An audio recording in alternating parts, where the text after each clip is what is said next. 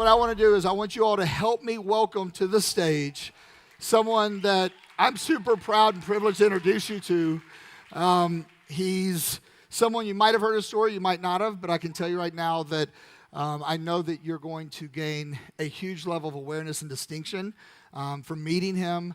And I want to introduce you to our friend, Mr. David Goggins.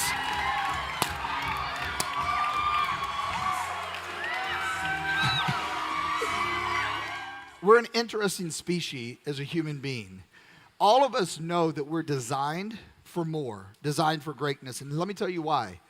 Is because when we're in the presence of greatness, we see a piece of ourselves in that, in them. When we see someone that's doing something that's extraordinary, we identify ourselves in that. That's why it makes the back of our hair on the neck stand up, right? And when we witness that, it has nothing to do with talent, and it has nothing to do with skill. What resonates the most with us is when we see someone with heart that's overcoming to become. They're doing what isn't as if it were. How many of you see that when you see his story? Yes or no? But for those that don't know your story, because I saw probably, I'd say 30, 40% of the audience, they don't know your story. I don't do it justice. I'm not going to attempt to do it. But kind of share with us, David Goggins. Who are you? Where did your story begin? Well, I won't get too deep. I'll give you the quick, cliff note highlights. I was born with a very abusive father, beat the hell out of me every day, was an alcoholic. I ended up suffering with toxic stress. The last incident that happened in our family was my dad came home one night from work real drunk, and when he got drunk, he got real violent. He had me go in the room, take all my clothes off. This was very typical. It's a typical day for our family. And, you didn't have to do anything like major for him to beat your ass. He just get mad and just beat you up. So I was about 8 years old, and my dad had me go in the bedroom. He was very tactical, mind tactics. Had me lay on the bed, 90-degree angle, so my butt was hanging off. Door shut, so my back was facing the door. And I waited there for 45 minutes. He walked up and was beating me all over the place.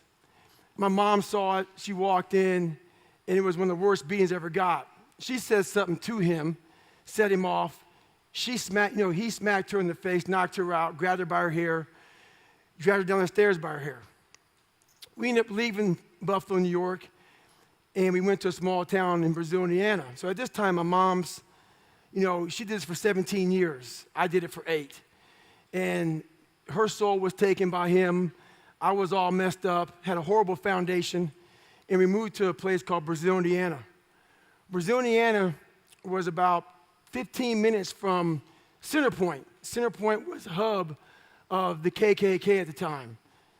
So there's about 5 black families. We were one of them. So coming from this foundation from Buffalo, New York, and moving to this area, it was horrible for me. But when you're young, being a young black kid with a bunch of whites wasn't that bad.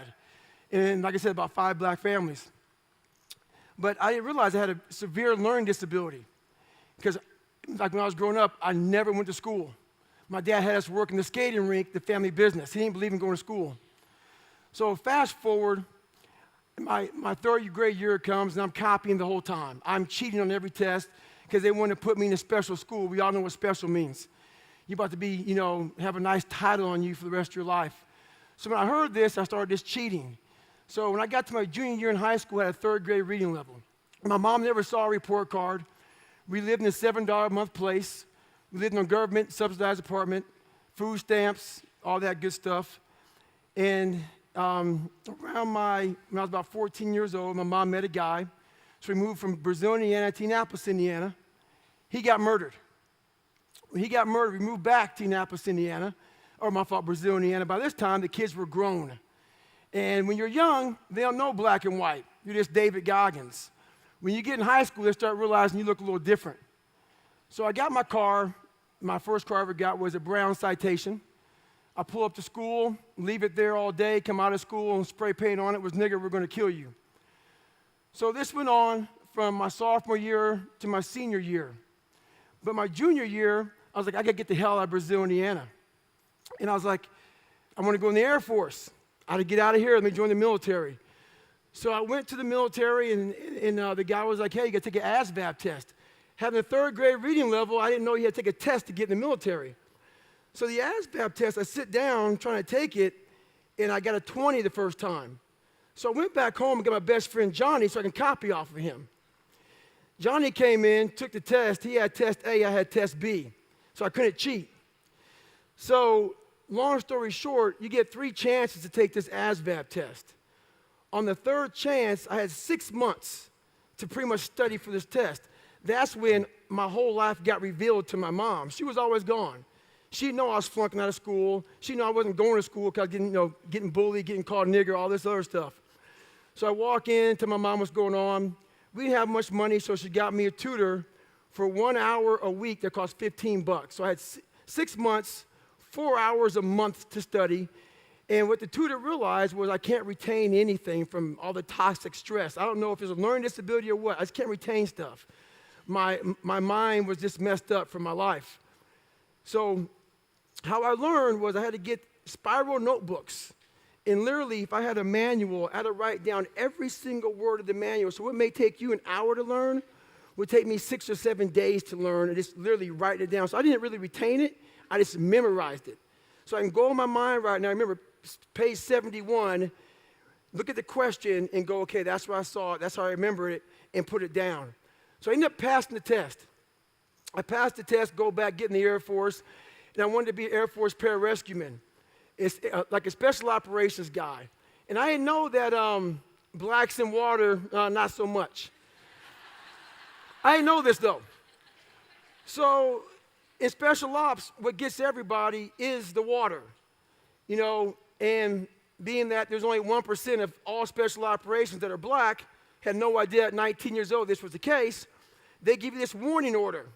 So now I passed this ASVAB test. I'm a senior in high school, and I'm going through this warning order, and it's push-ups, sit-ups, pull-ups, all this stuff. And so I'm doing all this, but the last page has swimming. Okay, easy day. I went to Barnes & Noble, wherever I went, and I got a how-to book on swimming. First page was easy, float, right? So my black ass gets in the water, and I'm like, okay, it's cool. I didn't know any of this shit, all right? So I get in the water, and everything was literally, I taught myself everything in my whole life. So I get in the water, and I lay back, I'm looking up, and I lawn dart to the bottom of the pool. I'm on the bottom of the pool, literally walking like this. Looking up, thinking, what the hell? So I can't even swim, so I push off, I grab the gunnel, the lifeguard sees me, comes over and says, hey, I've taught thousands of people how to swim. I said, okay, great, man. He goes, okay, look, just relax. You just need to relax. Swimming is all about relaxing. Okay, relax, lets me go. Lawn dart down the pool. I come up, he says, man, you're fucked. I said, why, man? He goes, well, you're negative buoyant. I know what that was. I do now, obviously. Negative buoyancy is, pretty much you sink in the daggone water. You can't float. So most of you white people out here can float. 70% of African Americans have heavier bone density, therefore, it's not too fun. It's like throwing a cat in the fucking water. So basically, I take the same mentality that I had to become this intelligent guy you all see today. And I applied that, yeah. Make me feel better. That's it. I'm lying, I'm dumb as shit. So anyway, I took that same mentality and I applied it to, swimming. After several months, I can swim. So now I go into pararescue training. Get there the first day, second day, third day, I'm kicking butt. I'm doing great. A few days into training, they had this thing called water confidence. This special thing was not in the warning order. I didn't know what this was. Basically, what water confidence is they drowned your ass. So they put 16-pound weight belts on you. Now I'm negative buoyant already. I sink to the bottom with just myself. They put 280s on your back, and the whole idea is you're supposed to go down to the deep end with all this crap on. You have your fins on your feet, and there's a side of the pool. You're at the bottom, so it's 10 foot. You're supposed to bound up. You can't swim up, jump up, get up, and they say switch. You take your fins off your feet, put them on your hands, and this is all you can do to get up. So I would literally get like this high, and here's the water, and here are my lips. And this is all I was getting for air. So over this period of time, there's like 12 more events, and all these events are water confidence. This is what kicks you out of special operations training. It's not swimming, it's not cold water, it's not yelling. They try to drown you. So basically, this went on for 6 more weeks. I didn't quit. It went from 200 guys to about 25 guys. I'm still in the class. So here I am going through training. I don't go to sleep for 6 weeks because I'm scared to death of the water. This program is 10 weeks long. After 6 weeks, they thought, well, the guys in the program are going to go on through further training because you guys are going to make it. They're good to go. Roger that. So I went to the doctor. We all went to the doctor for a nice, huge, long, extensive medical test. They drew blood on me. 3 days later, they got the results back. The doc calls me in the office and says, hey, David, you have sickle cell. Okay, sickle cell, for you all who don't understand or know what it is, it's a blood disease that when you get under stressful situations or whatever, dehydration, your blood will sickle. When it sickles, stroke, heart attack, sudden death, all those great things that can happen to you. So in that period of time, I joined the Air Force, 175 pounds, came out at 297. We'll get to that in a second. So they drew my blood, and they kept me out of training for a week. They didn't know if this sickle cell was going to kill me. They have a lot of information about it. So I'm sitting there. So when you go from very uncomfortable to comfortable, like I was now, I wasn't in training, I wasn't drowning, you never want to go back to being uncomfortable again. So I'm sitting there relaxing, chilling out. I'm thinking, well, man, they're going to kick me out of here. I'm not going to quit, though. So this is good. I don't want to get back in the water ever again so I can leave training. So this is my thought process. The doc calls me in a week later. I'm skipping down to the doc's office thinking, I'm getting the hell out of here. I'm not going to quit, but they're kicking me out, so that's good for me. I walk in the doctor's office. He says, hey, man, we're putting you back into training. It's not good. It's not good. But I'm like, okay, let me see. I've been in 6 weeks, 7 weeks, 3 weeks left. I can tough it out. I'm walking back to my compound, talking to the head of the school, walking to the CEO of the school. I say, hey, sir, they let me back into training. He goes, that's great. He goes, well, you missed a week of training. There's a very important block of training you missed. You have to start from day one. But when you're insecure like I was and you're afraid of everything like I used to be, you lie really fast because you don't want the person knowing that you're a punk. So I sat there and I said, you know what? The doc didn't know a whole bunch about sickle cell, so I'm not comfortable going back into training. The CEO bid off on it, and I never quit, but he gave me a medical out of pararescue. But you all know I quit, didn't want to go back in the water. But I ain't telling anybody that for several years. So in that time frame, 4 years, and I became 297 pounds. Very minimal education, as you all know. And I get a job spraying for cockroaches at Ecolab, okay? Yeah, it's a good job. So I don't like cockroaches, though. So I'm making about $1,000 a month spraying for cockroaches, and I'm working from 11 o'clock at night to 7 o'clock in the morning. Did this for about 6 months. And my nightly, so at 7 o'clock in the morning, I would go to Steak and Shake, my last stop, spray them down, get a large chocolate milkshake, go across the street to 7-Eleven, get a box of mini donuts, chocolate donuts, because I had a 45-minute commute home. I was depressed and food felt good. So I'm driving home, sipping my shake, eating my donuts, chilling out, listening to the radio. I get home this day, my routine was to get home, walk in the door, turn the TV on, walk in the back, start taking a shower. This particular day, the TV came on, and they said, world's toughest training, Navy, whatever. Get my towel, which could barely fit me. My ass was so big, I had to pinch it like this. So I come back down, I sit down, and all this shit just falls out.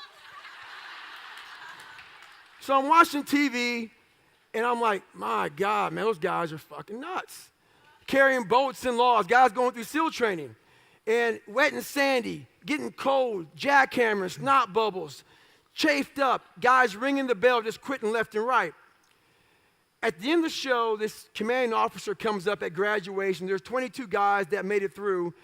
And the commanding officer says, we live in a world where mediocrity is often rewarded. These men detest mediocrity. And I sat there and I had time to reflect back on my life. Being bullied, coming from nothing, learning disability, messed up foundation. Life isn't fair at all. At all. So what are you going to do about it? I knew that no one was coming back to help me. No one was going to miracle me to be somebody special. Everybody that called me nigger, my dad, my mom, all my situations were on me now, and solely on me. So I had to start developing an indestructible mental toolbox. So I sat there on that couch and I realized, man, I am a piece of shit. And even though the world helped me get here, my false reality helped me even more. And listening to somebody else's dialogue further helped me get here. So I sat there and I had this bright idea, being 297 pounds, to go be a Navy SEAL. So the bright idea happens, 297, I watched this show, I finished my chocolate milkshake, and I said I'm going to be a Navy SEAL. So now the next 2 weeks, I'm calling these recruiters up. And then so these guys are used to getting studs that want to be a Navy SEAL, not a 297-pound fat guy. So I'm calling the guys up, hey, man, I want to be a Navy SEAL. Okay, blah, blah, blah, blah, blah. We get to the last question. How much do you weigh? 297? Dial tone. Call somebody else. This went on for 2 weeks. So I called a guy named Steven Saljo. Last guy, I was giving up. Steven Saljo was so busy, Navy recruiter, said, come on in. I don't have time to talk to you. So I'm driving in after work, chocolate milkshake in hand. I put my shake down. He looks at me and says, please don't tell me that you are David Goggins. I said, yeah, man, I got right here in my shirt, Goggins. He said, yeah, I'm being a smart ass. And he goes, man, you're fat and you're black. I said, man, you're an observant motherfucker. Sorry, I cussed a little bit because my life was hard. So I don't want to water it down. I'm real. I'm real. I got about 5 more cuss words before I get cut off, though. So I sit there. He's laughing at me. I'm looking at him with this straight-up stoic face, like, look, man, I'm being serious. So he humors me, takes me back to the scale. I step on the scale. So in front of the scale, I had a nice big chart.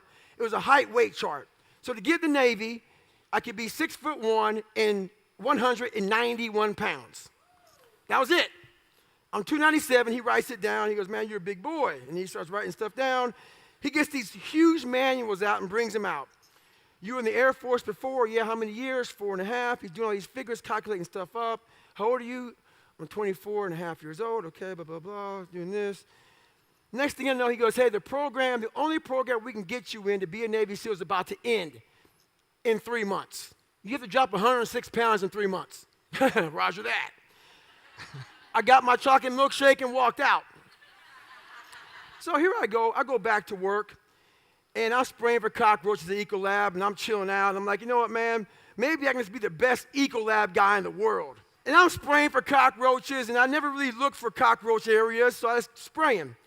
So there's these holes in the wall where you're supposed to find a hole in the kitchen, and it's supposed to find a column, and that goes along, and it kind of flushes out the cockroaches. If you find the right column, it's like it's pay dirt. It's called the money spot. So I have my wand in this place I'm talking about. I can't talk about it because it's, I signed a confidentiality agreement, okay? But it's called Old Country Buffet. So I'm spraying for cockroaches, and if that's filmed, I'm killing you. So I'm spraying for cockroaches, and my brownie falls because they have some good-ass brownies. So I pick up my brownie, and as I pick it up, I felt stuff. And I keep my head focused on the brownie. And I'm thinking, there's no way in hell I found that. And as I'm bending over, I had a big ass. And my mom would put socks. She would sew socks in my ass, and that ripped out. And so I'm sitting, it was a bad time in my life. And I stayed in this position for a while, and I put my hands down here, and stuff's just falling on my neck. And I look up at the tile, and it's open, and stuff just is crawling around and falling around. I hit the money spot, people, all right? So I get my canister real slow, and I'm trying to shake my shirt out. I get my canister, I take my mask off, and I leave it there, and I get in my car, I start it up, I sit there for a second, and I drive home, and I quit my job. So, yeah, done. But now, what am I going to do? Your best work has to come when you're least motivated. Where does that come from? It comes from basically, I had to stop thinking normal. I had to stop thinking normal. I can no longer be a common man walking around doing common things. But no one taught me this stuff. It wasn't like I had, I paid a trainer to come train me. Jenny Craig didn't come down and miracle my ass. None of this happened. It was on me. And that's what you have to realize.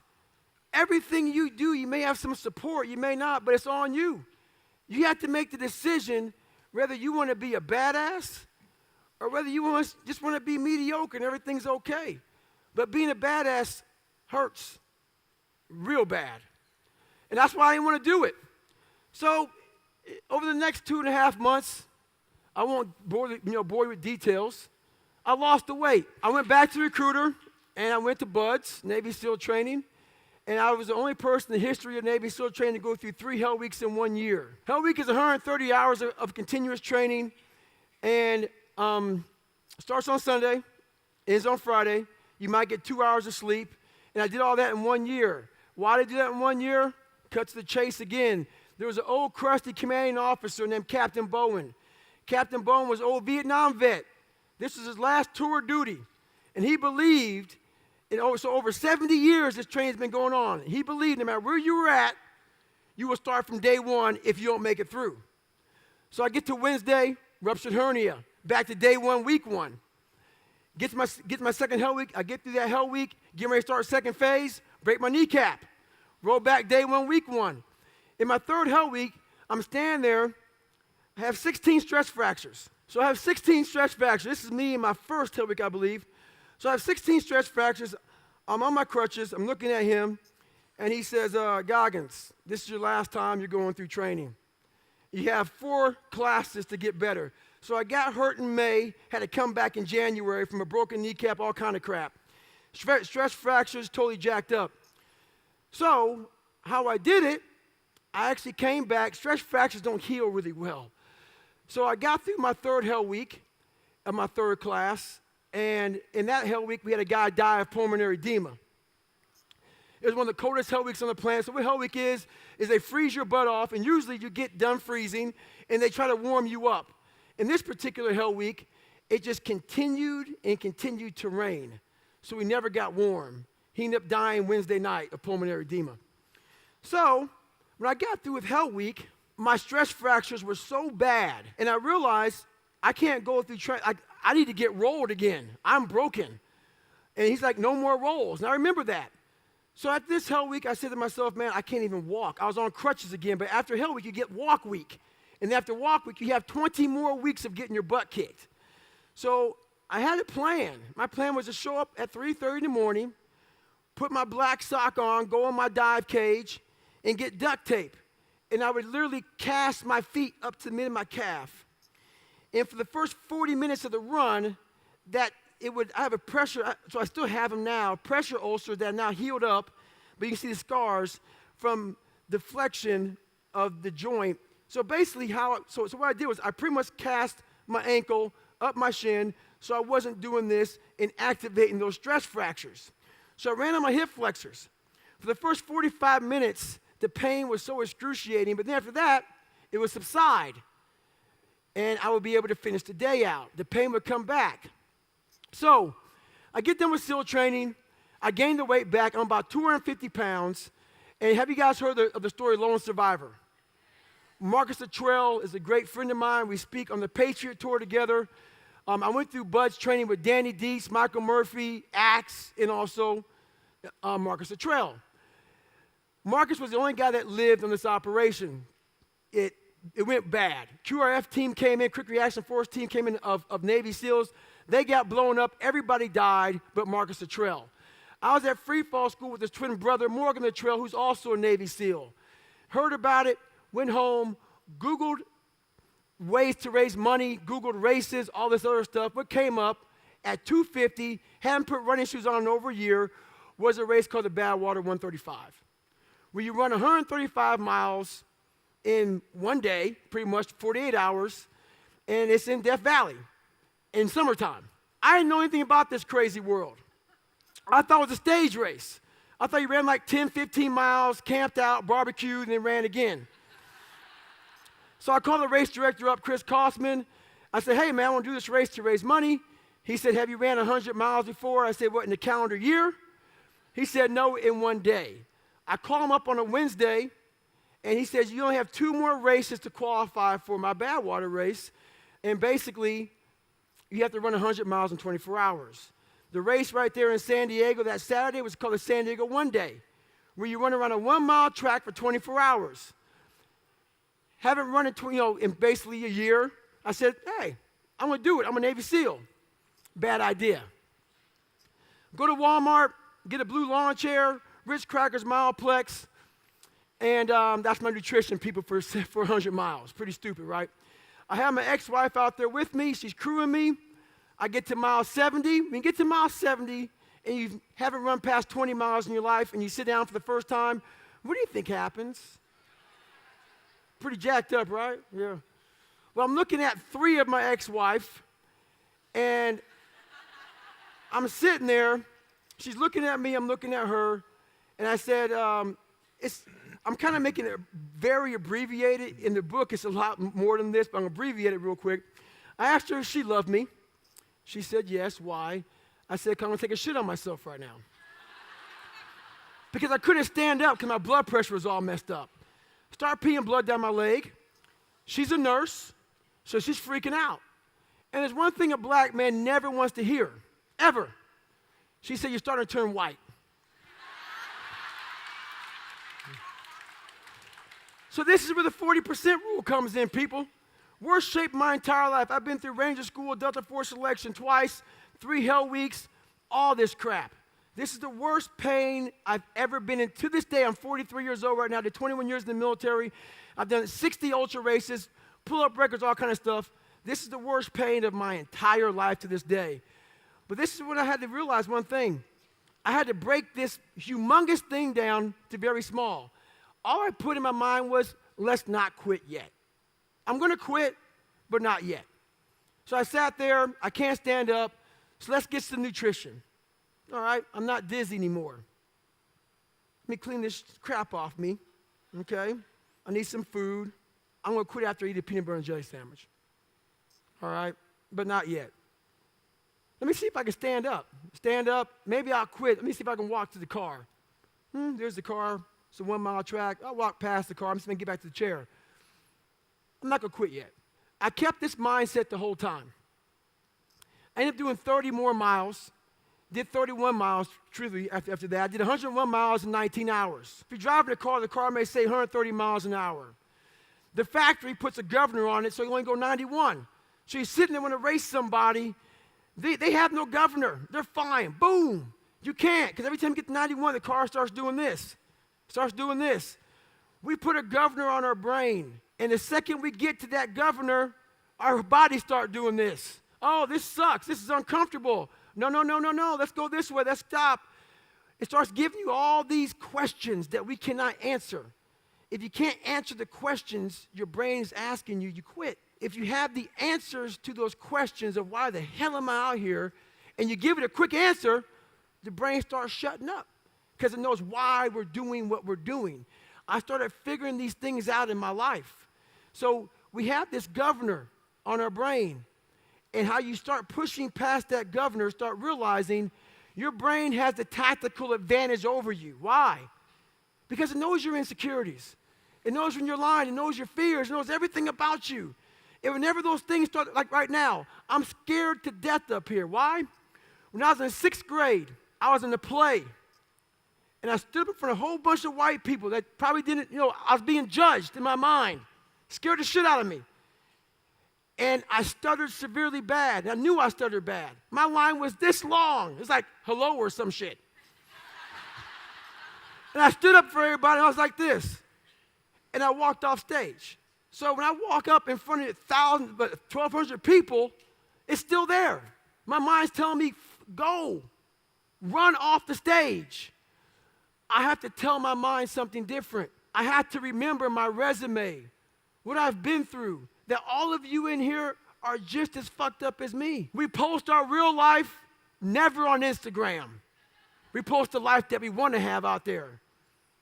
That's not me anymore. I'm going to tell you exactly about me, who I am. That's how you get better. That's how you fix yourself. That's how you grow. I'm going to move on real quick to the very end of my story. I could be up here for a long time, but I need some questions. I did everything I talked about up here. I ran 205 miles. I ran 7,000 miles in 2007 to raise $2 million for Special Operations Warrior Foundation. Thank you. I did it all with a hole in my heart, the size of a dime. So basically, I was sick as hell, and I didn't get into all of this. Once again, all these stories in my book with all these takeaways that I have that, I'm not a theorist, people. There's a bunch of people who are theorists who go to the library, study the mind. They study it in a book. I studied it by being a practitioner. I put my mind in hell, and I realized how it was thinking. And I figured out tools and tactics on how to get through it by being in it, not by studying it, by being in it. And literally, that's how I started callousing over. So I did what? I did 67,000 pull-ups in 9 months, and it calloused my hands. It calloused my hands real good to protect my hands against the bar. I started learning how to callous my mind, to callous over my victim's mentality. And that's what I did.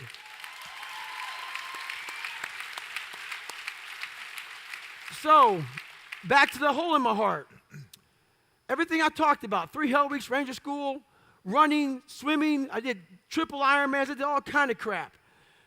And when I got to about 33, 34 years old, I started being extremely sick. When you have an ASD, and so ASD is atrial septal defect, a lot of us are born with a hole in our heart. When we get to a certain age, it closes.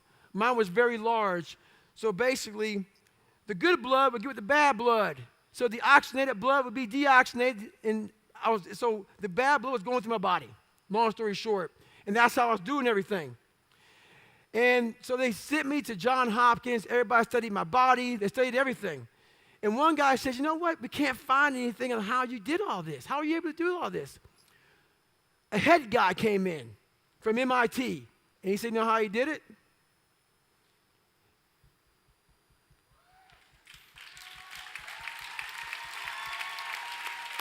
Understand something, people. We are leaving a lot on the table. My book is called Can't Hurt Me. Why is it called Can't Hurt Me? Life isn't fair. We have to understand that. It shouldn't be fair. It's a trial ground. It's a testing ground. It's built to make us harder. It's built to make us as strong as we can, to test us, to drive us. So, mentality is the only thing that gets us through life. I was an underdog. We are all underdogs in life. Even the baddest person in the world should think that way. So you should always have I've never arrived mentality. And the can't hurt me mentality is no matter where you come from, the sewer or wherever you think you're from. When I got out of the sewer, I got to the road and looked around and said, can't hurt me. Nothing should be able to hurt you. If you believe that, it starts to become true. I pass it off to you. I mean, I'm kind of speechless again. It's stuff like, what are you asking? One of the things that I'm curious about is along the way, what inspired you to keep pushing yourself? Like, you talked a little bit about the shifting point. Right. But what was it? What was the trigger? What was the defining moment that made you say, or what was the point that kept you saying that you wanted to go forward? It was honestly, I started shaving my head at a young age, and I lied so much because I wanted everybody to like me. I wanted to be accepted so badly. So whatever you liked, I liked. I mean, I liked it, but just so you like me, that's what I thought about. So for a period of time, looking in that mirror every day, you can't lie to yourself, man. That dirty bathroom mirror that with all that daggone toothpaste scum and whatever on it, it's telling you the truth. It's saying, hey, man, you are a jacked up cat. And a lot of us have this voice in our head.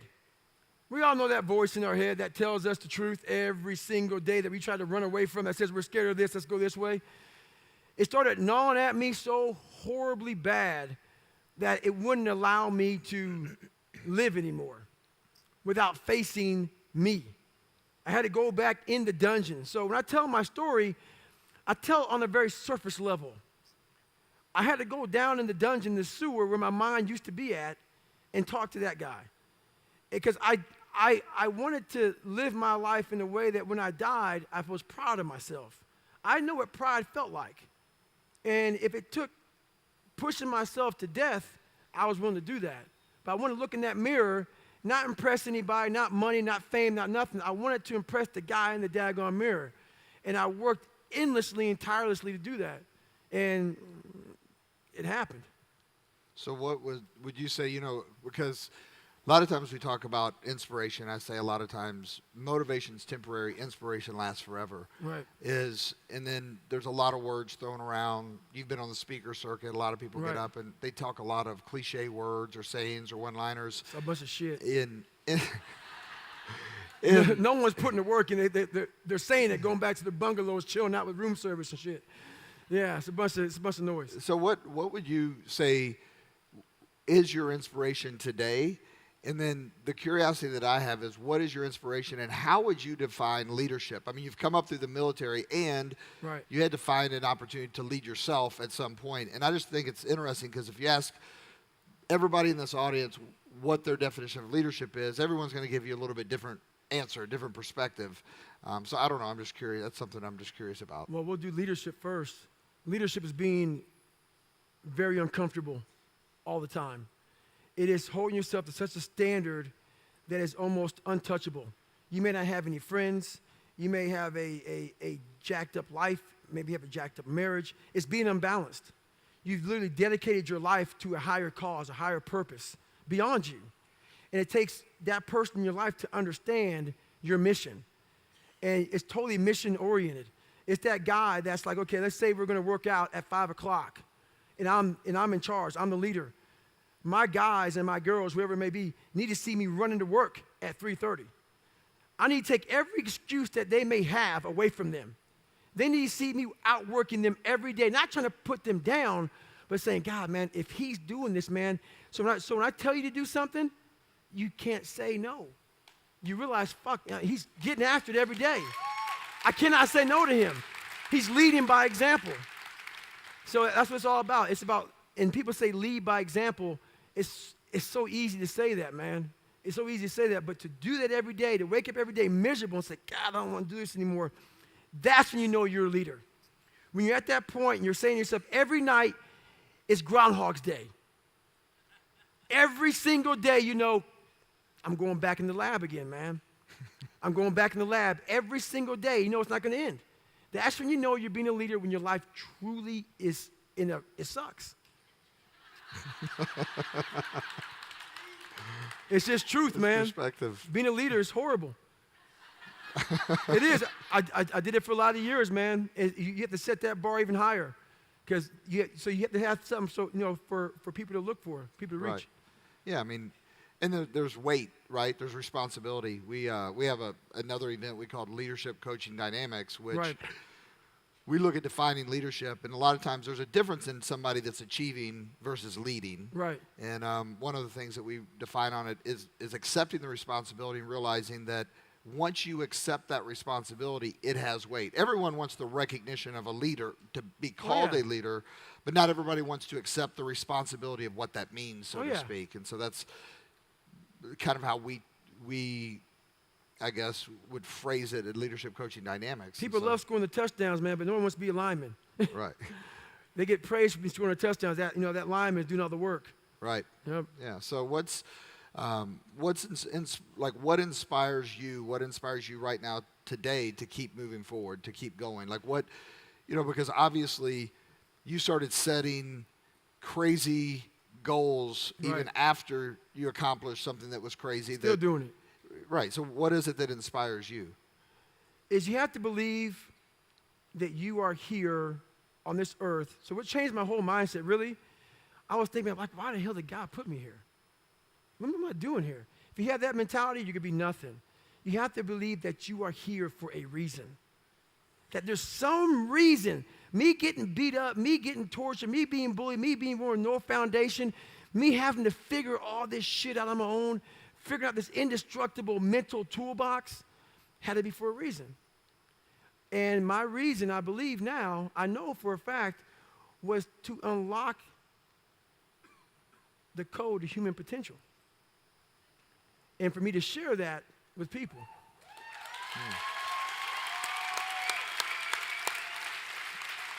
So when you reflect back, you talk about unlocking the code of human potential.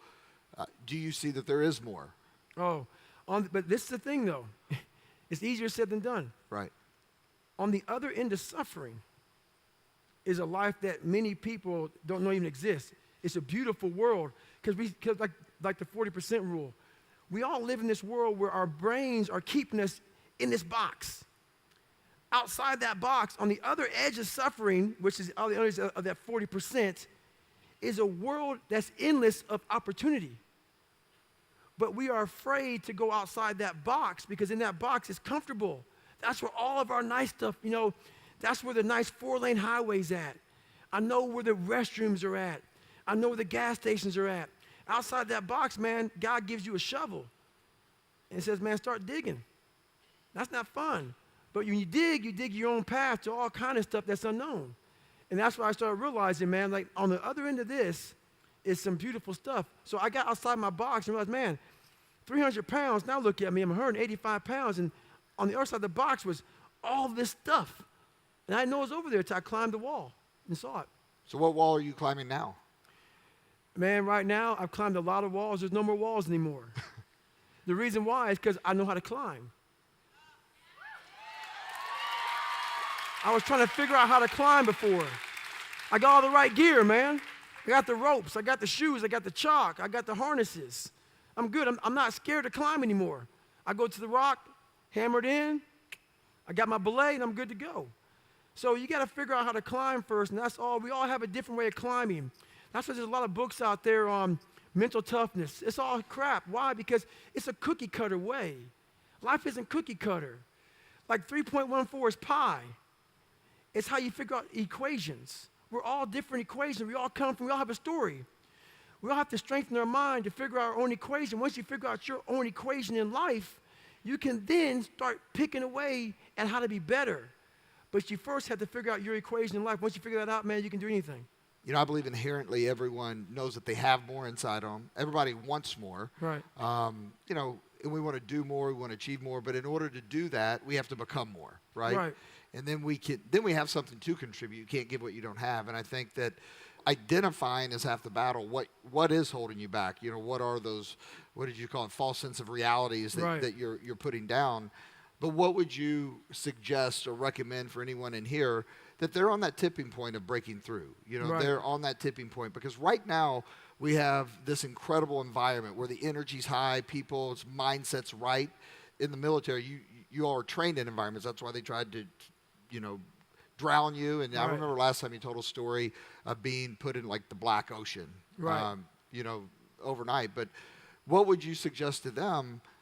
Their path to their more, their path to their better. That's kind of like our entire mantra as a company. Why we do what we do is to pursue better so we can inspire other people to do the same. But if we're not pursuing it, then we're not doing it. What would you recommend for them when they go back into those environments of what to expect?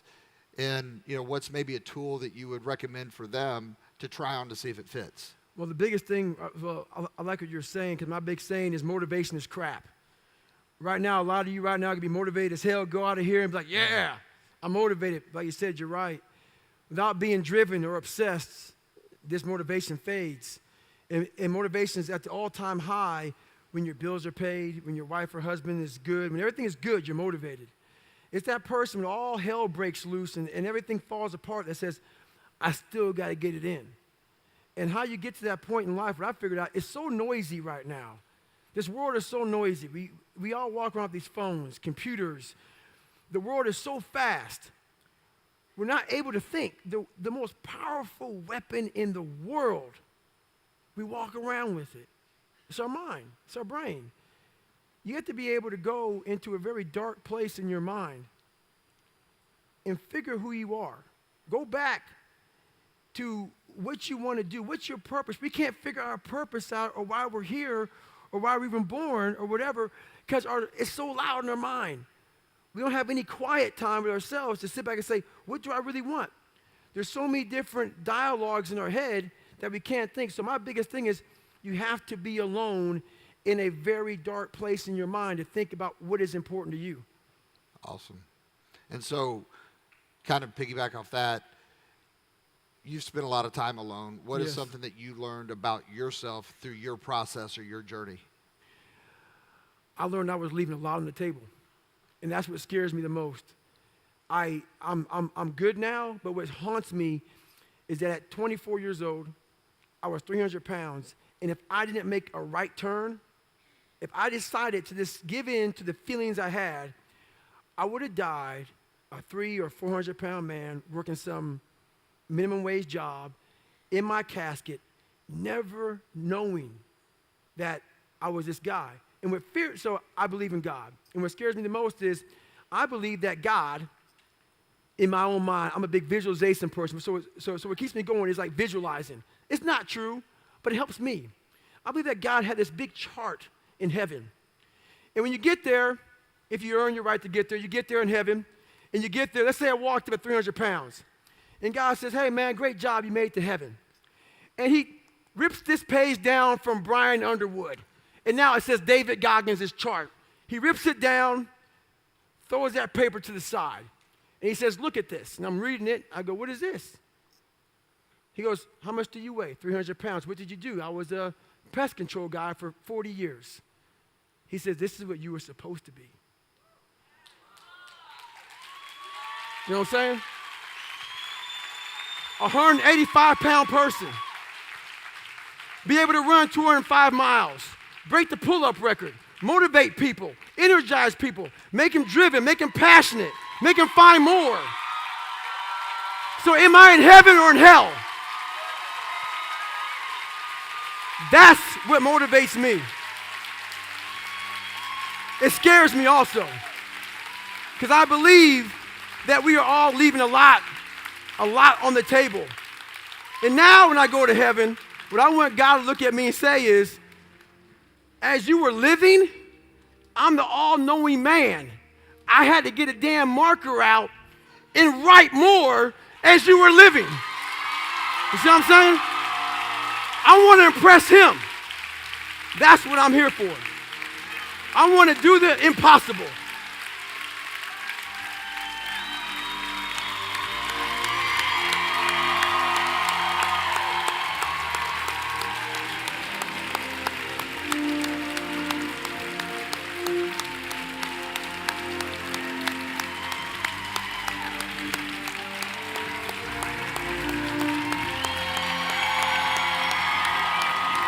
Do the impossible.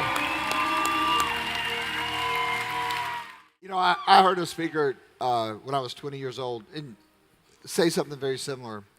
And I heard him speak and like it hit me like that hit me, right? And it hit everybody in here. But that thought goes through everyone's mind at some point in time in their life. If it doesn't, I don't believe that they're alive, right? But he talked about, you know, you're going to go meet your maker one day and he's going to look at you and he's going to say, I gave you all this potential. What did you do with it? Like it's almost like an interview. Everybody's story does either harm or good to them. You have to go back in there in that muck, face that muck, fix that. Because what happens is when I was in Navy SEAL training, one of my jobs was to train guys to get through Navy SEAL training. And when I started realizing that I was training these guys, they were getting bigger, stronger, faster, all this other stuff. But they would still quit. All I was doing was building bigger, stronger, faster quitters. And I started down. I was like, what the hell am I doing wrong, man? I was changing all the external crap. I wasn't going into the internal and changing what really matters. So that's what the first step is. And I talk about it a lot in my book about how, like the steps about doing that, man. But the first step you have to do is face yourself and be accountable for what you're not. So then you can be what you want to be. but first face what you're not. So I like Gary Vee, but I'm not tripling down on strengths. I'm tripling down on weaknesses. That's what I do. That's, you like basketball. Oh, yeah. We talked basketball when we first met, right? Yeah, because you wanted to go watch Trey. Yep, Trae Young. Yeah. Yep. You like Michael Jordan, right? Yep, I met him when I was 12 years old. Yeah. His energy, like just being his, like you could feel his, I don't know, at least I did when I met him. But the thing that it's always unique about Michael Jordan, we talk about this a lot at the events, is that he could have become very complacent and very casual whenever, he became the scoring leader and the all-star. And but for Michael, his brain was not, be the greatest in the game at that time. It's, can I be the greatest that's ever played the game? So what he did is he went in the gym. They said he couldn't play defense. He started focusing. When you say double down on your weakness, I think this is what you mean. He started focusing in on defense. Right. And then 2 years later, he's a defensive player of the year. Then they said, well, you can't shoot. Then the next year he shoots like 40% from three-point line. Is that what you mean by? Exactly. It's about, so I hated the water. Hated the water, and that was about being in that box. If I didn't get over my fear of being, of being in the water, I'd never be a SEAL. I'm gonna be up here right now. Right. I have no story to share. By me saying, okay, man, I'm afraid of the water, and that's kind of shackling my mind, it's by facing those things, that's how you open up different doors of your life. Because all these things that we're afraid of, they're doors that can possibly lead you to a whole other world. But we keep them shut for fear, for insecurities. And that's what thing about tripling down on your weaknesses, so then those weaknesses end up becoming your strengths. Right. Y'all get that, right? Very cool. Quick question. We talked about it backstage, authenticity, and I think that like authenticity, because judgment runs so rampant in the world, right? And it's usually about the person that's judging rather than the person that they are judging. But we talk about authenticity it's almost like a buzzword now or a cliche word in terms of, oh yeah, let's be authentic. But what does being authentic mean to you? Like what is your views on authenticity, and what is the power of being authentic? It's the ultimate power to stand in front of a group of people, and you all can ask me any question you want to, and I'll answer it. That right there is what I talk about authenticity. It's being able to know that your life is jacked up, that we all come from a past that may, maybe bad or good, and to own it, and not to be ashamed of it, to not be afraid for people to judge you, not care what other people think, to be able to walk around in your own skin and be so comfortable in it that you can write your whole life, all the bad, not the good, all the bad on the billboard, and walk around like this.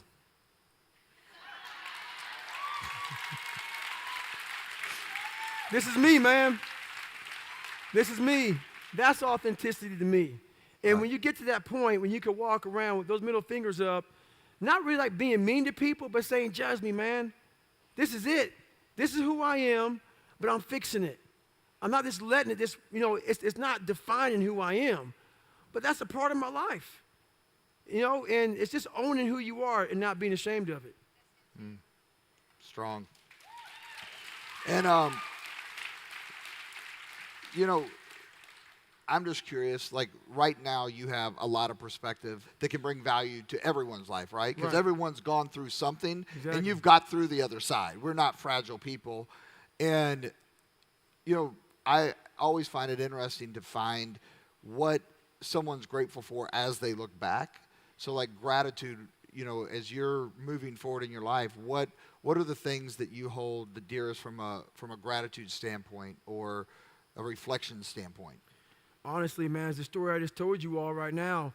That is my dearest thing in my life. Like, top 5 publishing house came to me and wanted to buy my life story, Can't Hurt Me, for $300,000. And for a guy that made, in the military, I made $70,000 my whole life. They came to me 8 months ago when I was writing my book, and they said, we're going to offer you, as a first-time offer, $300,000, a lot of damn money. And I was getting ready to sign the contract. And I sat there with my fiance, and I was like, I can't do it. She said, like, this is a lot of damn money. And I'm like, I wouldn't sell my life for anything in the world. What I did, what I overcame, all the struggles, all the trials and tribulations. So I self-published. Turned the contract down and self-published.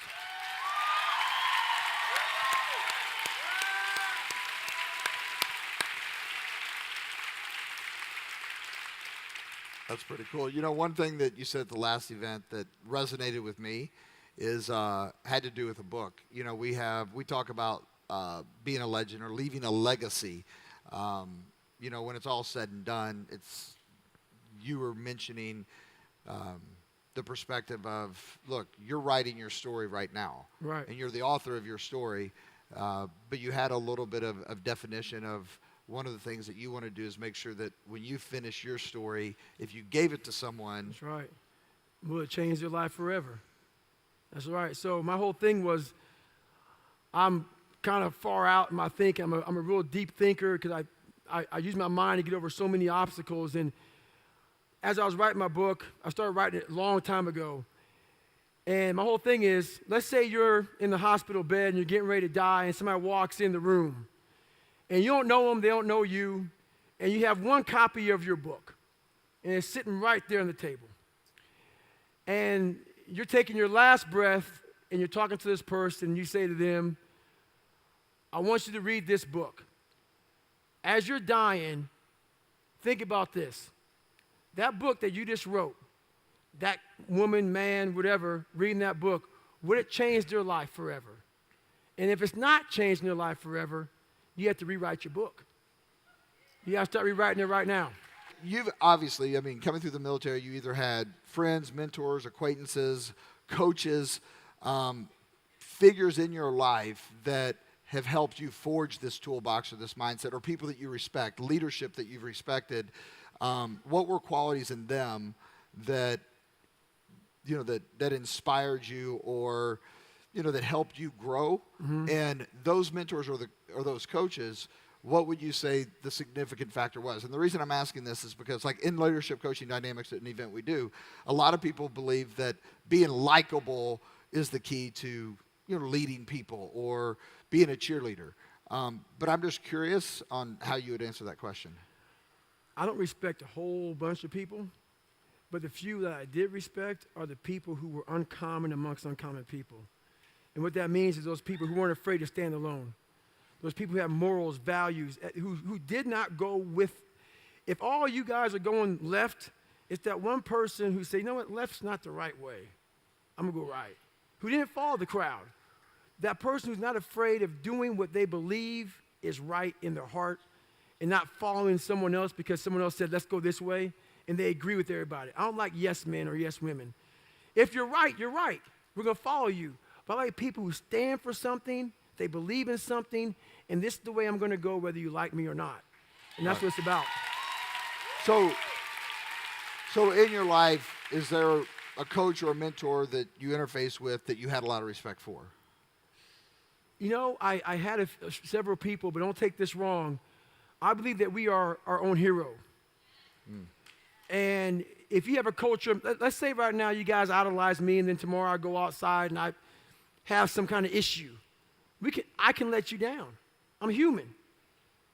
All your mentors, everybody you like, we're human. You got to put yourself on that pedestal, hold yourself to a higher standard, hold yourself accountable, and then look up to yourself. I'm not saying kiss your own ass, but I'm saying hold yourself to a standard and look within inside yourself and try to be the best you can be. We start trying to mimic somebody else. Don't be them, be you. And that's kind of my mindset. Very cool.